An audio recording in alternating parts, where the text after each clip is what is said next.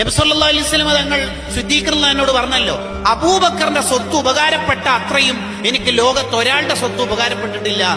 അപ്പൊ സിദ്ദീഖ് റളിയല്ലാഹു തിരിച്ചെന്താ പറഞ്ഞത് പറയാൻ കഴിയുന്നില്ല. ഒറ്റ കരച്ചില്. എന്തിനാ കരയണത് അബൂബക്കറെ? അബൂബക്കറിന്റെ സ്വത്ത് എന്ന് തങ്ങൾ എന്തിനാ പറഞ്ഞത്? അബൂബക്കറിന് അങ്ങനെ ഒരു സ്വത്തില്ലല്ലോ. അബൂബക്കറിന്റെ സ്വത്തും അബൂബക്കറിനെ തന്നെയും തങ്ങൾക്ക് തന്നല്ലേ. കടങ്ങള് അബൂബക്കറിനെ തന്നെ തങ്ങൾക്ക് തന്നില്ലേ. അതുകൊണ്ടാണ് ഈ സൗർ ഗുഹയിൽ കയറുന്ന സമയത്ത് നബി സല്ലല്ലാഹു അലൈഹി വസല്ലം തങ്ങളോട് മക്കാനക്ക് യാ റസൂലുള്ളാഹ് തങ്ങൾ ഗുഹന്റെ പുറത്തൊന്ന് ഇരിക്കോന്ന് ചോദിക്കുന്നു. എന്തിനാ അബൂബക്കറെ? ഗുഹയിൽ വല്ല ഇഴജന്തുക്കൾ ഉണ്ടെങ്കിൽ തങ്ങളെ കുത്തിയാലോ കടിച്ചാലോ?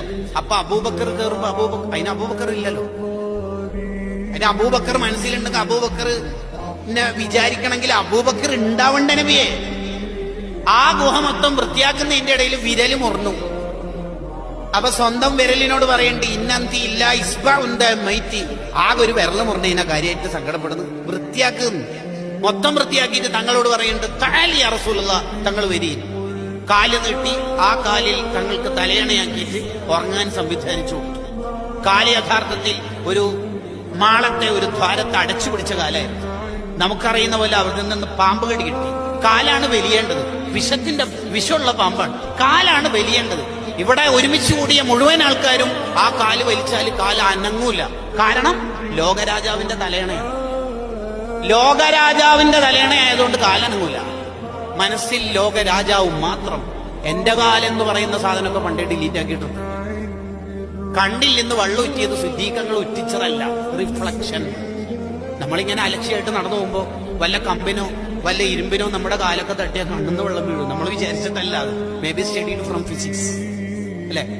വെള്ളം ഉറ്റിയപ്പോ തങ്ങൾ ഉറക്കിനെട്ടി.